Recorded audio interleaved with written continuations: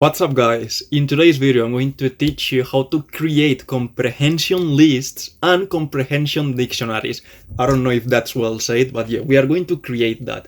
And what is that? It's just basically creating a list in one line and creating a dictionary in one line. So for example, let's say that we want to create a list that has numbers from 0 to 9, for example. Let's do that. So what we would do, for example, is just say L is equal to a list, and now we would create a for in which we would iterate, let me write this, okay, over these numbers, and this would be going from 0 to 9. So now we append the number, and let's say that we want to print this number, well, this list, and if we now execute this, yeah, it's true, like we have this list, but we used 3 lines in order to make this list, and yeah, it's not very nice.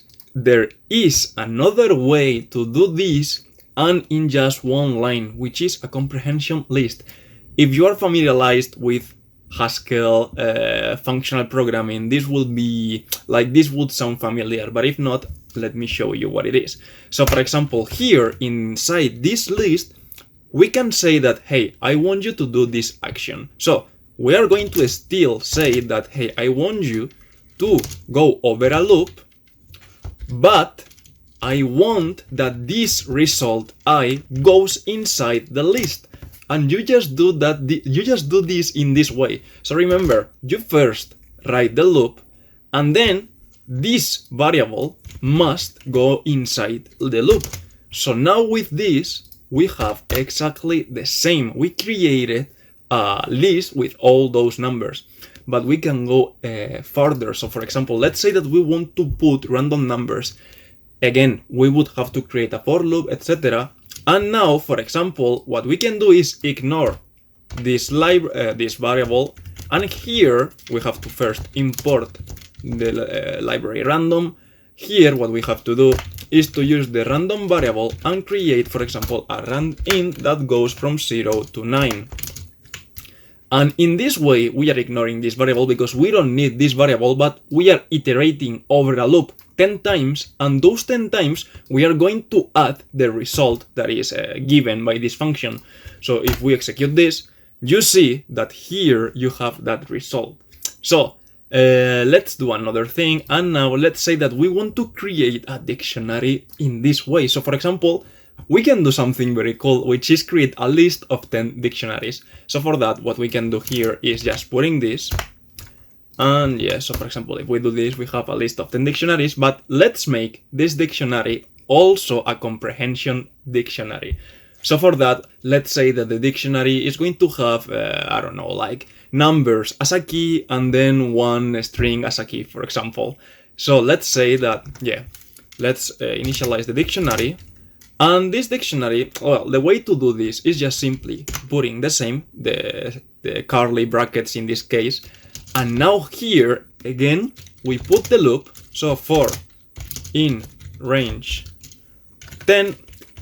And now what we have to do is to set a key and a value, and you do this in the same way you would do it in a normal dictionary. So for example, what you say is that, okay, let's not ignore this value now, and now what we have to do here is just putting this as a key, and for example, let's say this string as a value. So put here value. This value is going to be always the same, but this key is not. So if we want to print this dictionary, we put here this, we execute, and you see that now we have we don't have random numbers, we have numbers from 0 to 9, and each number has a key. But for example, if you had, I don't know, like for example, what we can do here is instead of a string, we can put here a random number.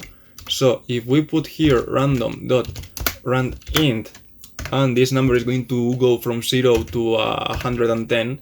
So if we execute, you see that now the numbers inside are the random ones. So this is truly very useful because look, you just did this in one line, and remember that you can put here whatever you want. So for example, if you want here a dictionary, put a dictionary. If you want here a string, put a string. The same goes here. You have to be careful with the notation of the dictionaries, but it's just dict. And for example, we could do this same thing that we did here. We could take this, put it here, remove this, and we have a comprehension list, and inside we have a comprehension dictionary. So each dictionary is going to have this. So now let's print the dictionary, well, the list, and you are going to see that now is very is very long. Let's put here only 2 numbers, so it's not that long. And yeah, so for example, this first dictionary has 2 numbers, which are 86 and 94, and the keys are 0 and 1. So for example, let's say that we want the keys to be from 1 to 2. So for example, we do this. Let's put this here so it is more clear what we are doing. And now we again execute. And as you can see now here, you have the keys being 1 and 2 and the random numbers. So this is everything I wanted to say. As you can see, it is something very useful and something very easy to do, and that, look, it makes your code super short, and you made this thing. So if you understood, give it a like, share, subscribe, and see you in the next one.